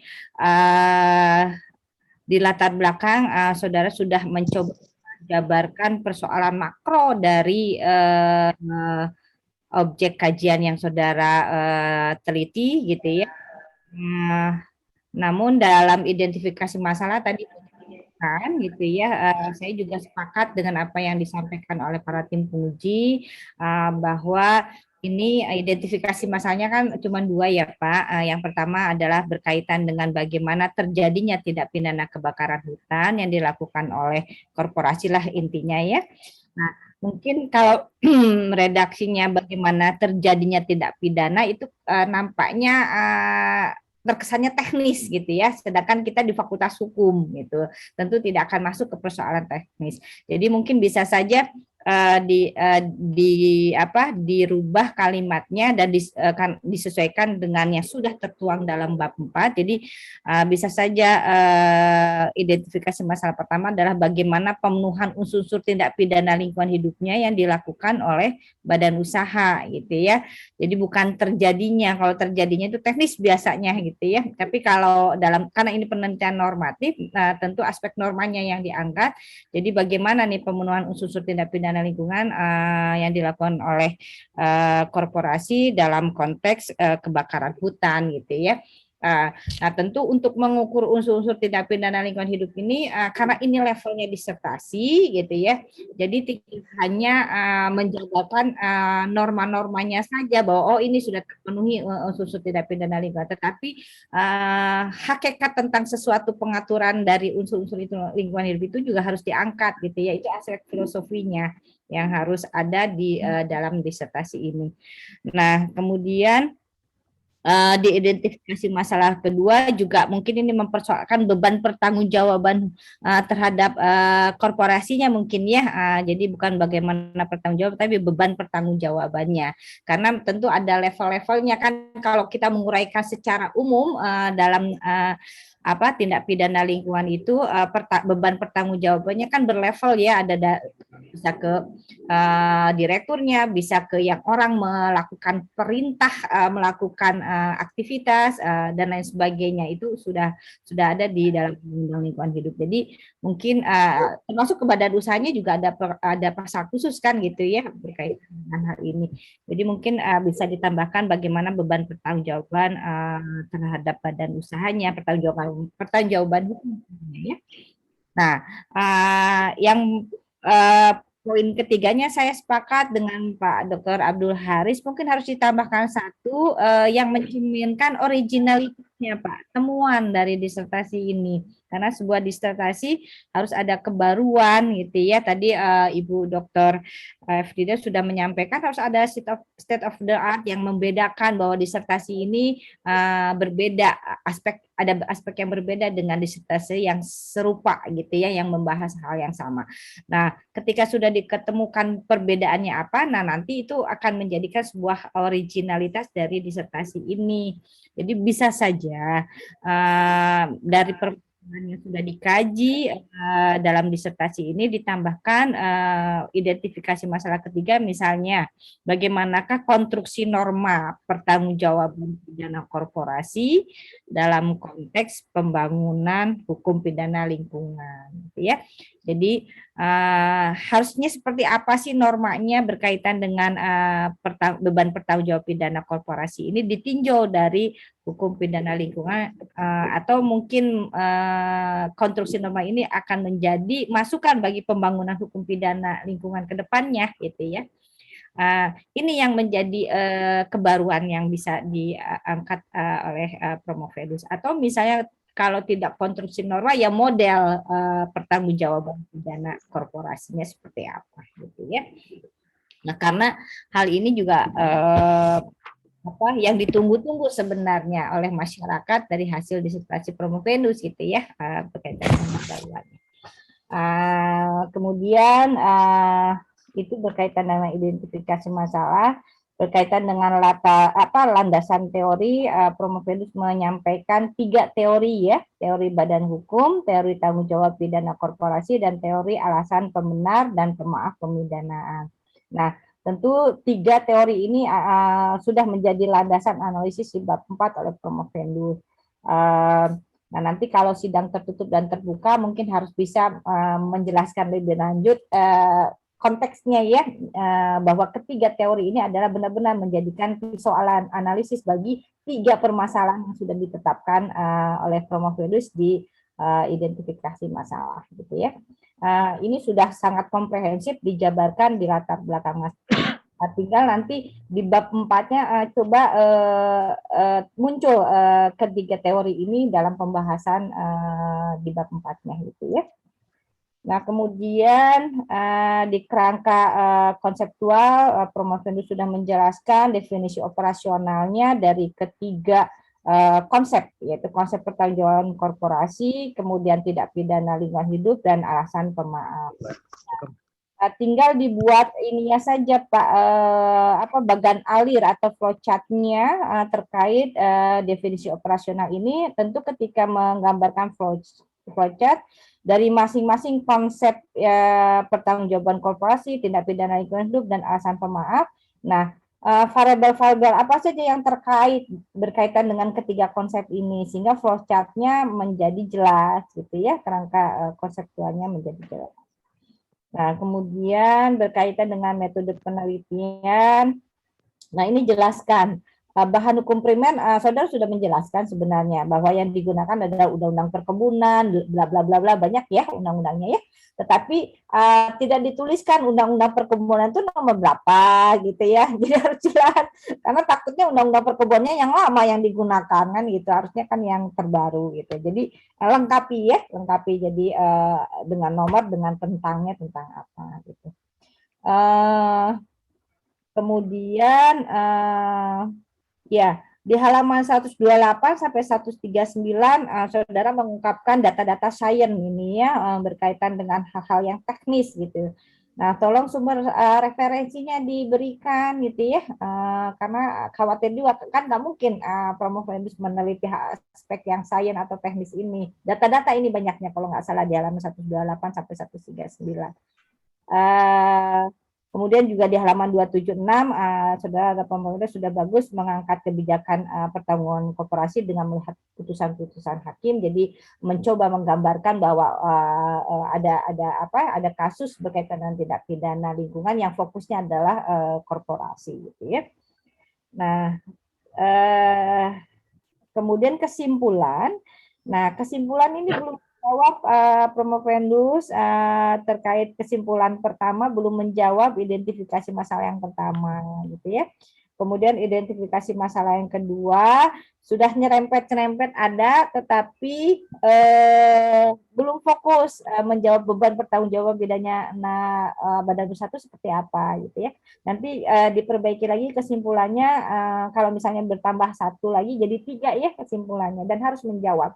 Jadi bisa saja begini Promovendus, jadi supaya tidak melebar atau kemana-mana, copy paste identifikasi masalahnya ke kesimpulan di pointer kata tanyanya ya gitu.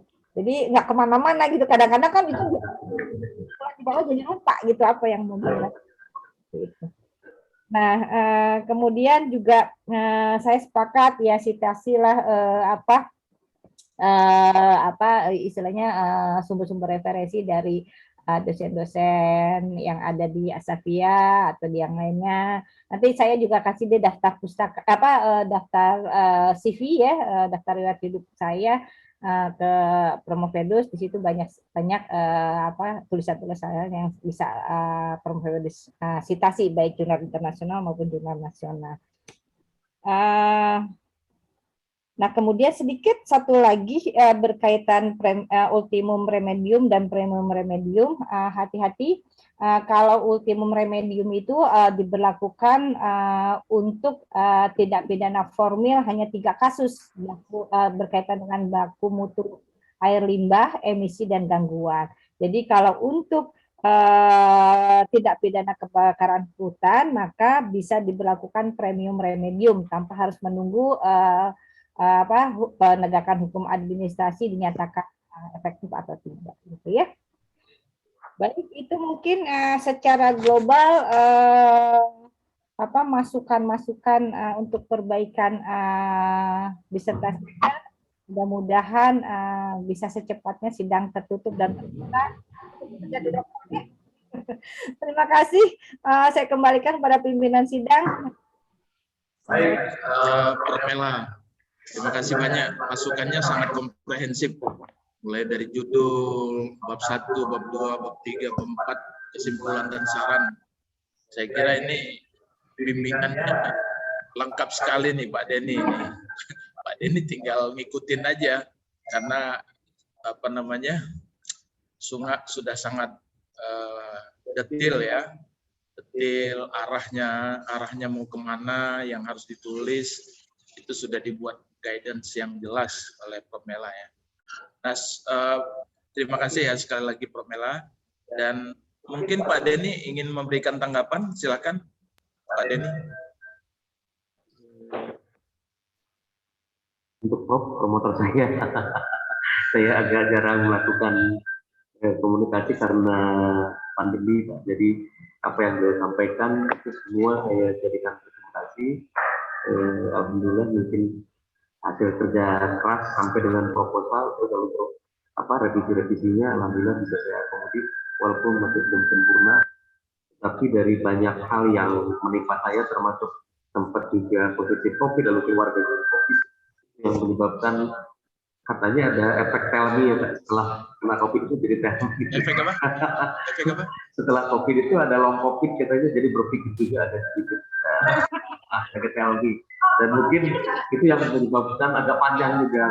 Prof, selain mungkin saya belum bayar. Sempat kena ya. Gimana? Iya. Saya sama istri. Oh ya. Cuman kalau istri sampai sekarang masih ada efek sesak napas, tapi kalau swabnya sudah negatif. Katanya sih long COVID gitu. Long COVID gitu. Long COVID. Jadi sindromnya katanya. Ya mudah-mudahan ke depan sudah mulai berkurang. Di Kerawang juga sudah level 2. Jadi mungkin sudah bisa mengundang Prof dalam acara-acara kami. Karena sudah mulai lagi masuk ke kegiatan-kegiatan tatap muka di kampus juga. Dan mohon maaf sekali lagi Prof, saya belum bisa secara intens melakukan bimbing. Mela, terima kasih Prof. Nggak apa-apa Pak. Jarang ketemu aja udah bagus, apalagi jarang sering ketemu.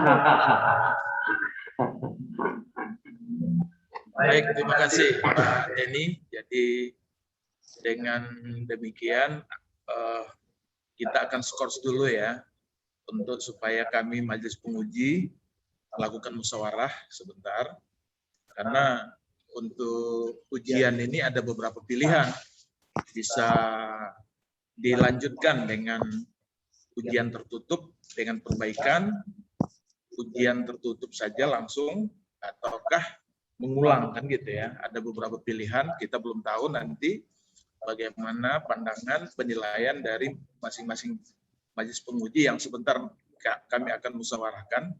Nah, untuk itu kami minta Pak Denny untuk mungkin meninggalkan tempat terlebih dahulu ya. Nanti setelah itu kita akan panggil. Silakan Pak Denny.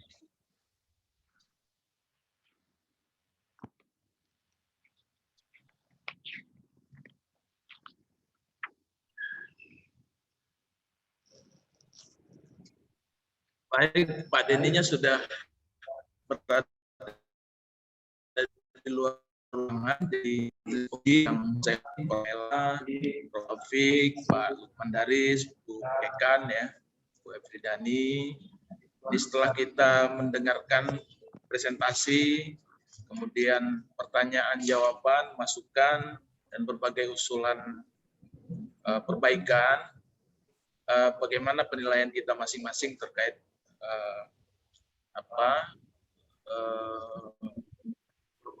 Pendus kita ini. Silakan, mungkin kita mulai dulu dari langsung Prof Mela aja. Silakan Prof Mela. Ya, baik, terima kasih pimpinan sidang. Secara garis besar sudah sangat baik disertasinya, nuansanya memang sangat normatif gitu ya, karena ini penelitiannya normatif. Cuman memang kalau ibarat sajiannya sih sudah cantik sajiannya dan sudah ada cita rasanya gitu, tinggal dipermanis saja disertasinya dengan hal-hal yang tadi sudah kita sampaikan, masukan-masukannya gitu ya. Juga titik poinnya mungkin memang harus ada novelty-nya, harus ada kebaruannya, itu yang memang belum ada di disertasinya gitu. Terus memang apa istilahnya, kajian filosofinya juga belum terlalu kental. Nah, tapi memang seorang mahasiswa untuk bisa mengkaji kajian filosofinya juga itu sangat dipengaruhi oleh latar belakangnya, pemahaman terhadap aspek-aspek filosofinya gitu. Jadi kita juga sudah merasakanlah bagaimana membimbing S3 yang memang latar belakangnya bukan hukum atau yang berlatar hukum tapi tidak kuat dalam filsafatnya, memang kadang-kadang keteteran. Tapi kita harus maklumi, bukan berarti merendahkan kualitas, tapi tapi mencoba menghargai apa yang sudah diupayakan oleh mahasiswa gitu, seperti itu. Jadi saya pikir dengan kondisi disertasi yang sudah cukup baik, saya rekomendasikan untuk ke tahap yang selanjutnya. Terima kasih, Pak. Dengan perbaikan ya, Prof Mela ya. Tentu dengan perbaikan, dengan masukan-masukan dari tim penguji semuanya. Baik, terima kasih, Prof Mela. Prof Taufik, silakan, Prof. Baik, terima kasih Pak Ketua. Saya sepakat dengan Prof Mela bahwa saya juga menilai bahwa disertasi ini sudah cukup komprehensif, dilanjutkan untuk tahap berikutnya. Ya, tentu dengan perbaikan-perbaikan yang telah disarankan oleh tim uji tadi. Lalu kemudian dari segi presentasi dari Prof Pendus juga cukup baik dan jelas, sehingga apa yang dikemukakan itu dapat dimengerti oleh kita. Saya kira itu dari saya. Terima kasih. Baik, terima kasih Prof ya. Selanjutnya ke Pak Dr. Mandaris. Silakan Pak Dokter. Saya kira sudah bagus. Saya ikut saja, Pak. Ikut? Ya. Ya, baik. Tapi Bapak nggak kemana-mana kan? Insya Allah kalau lewat daring nggak kemana-mana. Karena kemana pun bisa dibuka. Siapa tahu nanti kita mau kemana gitu kan, bareng gitu. Baik, makasih banyak ya Pak Dr. Lukman Daris. Silakan Bu Dekan, silakan. Terima kasih Pak. Sama saya rasa juga kita sudah menyaksikan ya kemampuan Pak Dedi memberikan itu kita kawal. Kita kawal. Izin ya Prof ya, kita dikawal nanti dimintai tanda tangan dari semua penguji hari ini untuk memastikan di follow up gitu ya Prof Mela, izin ya. Jadi dengan demikian kita bisa prosesnya itu sudah sesuai dengan yang kita sepakati. Baik, saya kira dengan demikian semua majelis penguji sudah menyampaikan pendapatnya, dan pada dasarnya dapat kita simpulkan bahwa Prof Pendus dapat melanjutkan ke tahap berikutnya, yaitu tertutup tentunya dengan sejumlah perbaikan, dan untuk perbaikan tersebut tentunya kita bersedia dan harus siap untuk memberikan bimbingan demi kesempurnaan disertasi Prof Pendus. Terima kasih. Dan selanjutnya kami akan mengundang Prof Pendus untuk hadir kembali ke ruangan. Kalau habis ujian ini udah bisa dia kandidat Dr. Ken ya.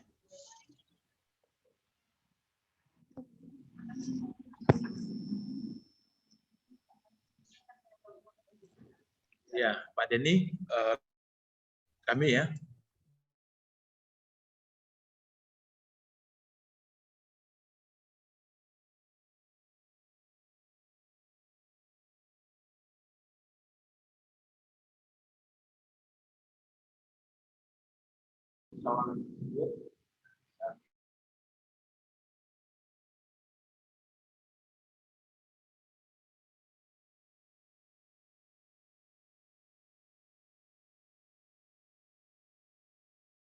Diputuskan untuk dapat melanjutkan ke ujian tertutup, tetapi dengan catatan ya bahwa sebelum sampai ke ujian tertutup, Pak Denny harus melakukan sejumlah perbaikan. Perbaikan tentunya sesuai dengan yang tadi sudah diberikan masukan oleh masing-masing majelis penguji. Dan untuk perbaikan tersebut nanti akan dicek kembali oleh majelis penguji apakah usulannya sudah terakomodir atau belum di dalam perbaikan. Bahkan mungkin nanti disebutkan diakomodirnya di halaman berapa, jadi bisa langsung diketahui nanti. Nah, tentunya kami berharap dalam perbaikan ini tidak memakan waktu yang lama ya, sehingga Pak Denny juga bisa segera menyelesaikan studinya dan bisa segera menyandang gelar doktor gitu ya. Dan kalau sudah doktor, tentunya istri Bapak tidak tidur lagi dengan mahasiswa ya.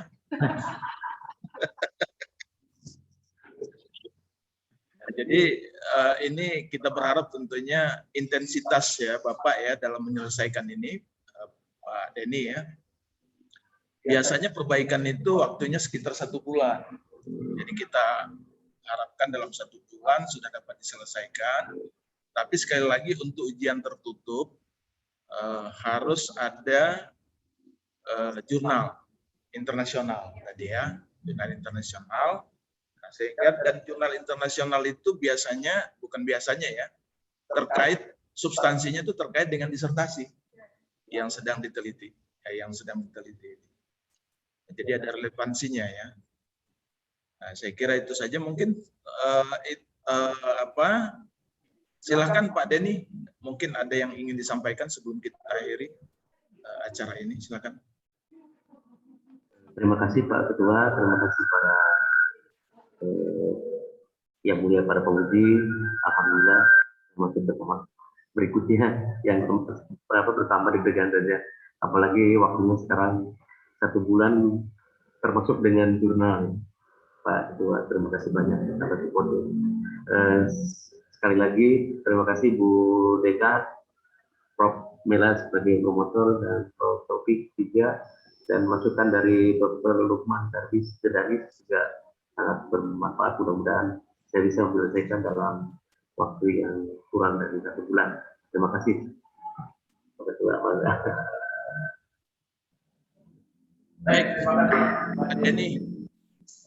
Dengan demikian, majelis penguji yang sangat terpelajar dan yang sangat kami hormati, terima kasih juga atas kehadirannya, atas partisipasinya, atas masukan saran yang telah diberikan kepada Promovendus.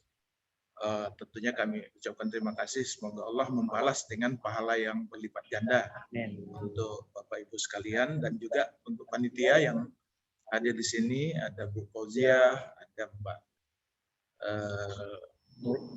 Bulan, dan rekan-rekan semua dari Fakultas Hukum yang telah mendukung acara ini. Tentunya kami ucapkan terima kasih yang tidak terhingga. Mari kita tutup ujian ini dengan membaca hamdalah bersama-sama. Alhamdulillahirabbil alamin.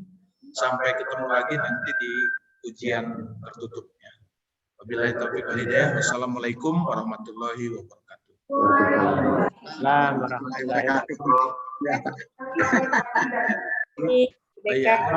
Terima kasih Prof Mela.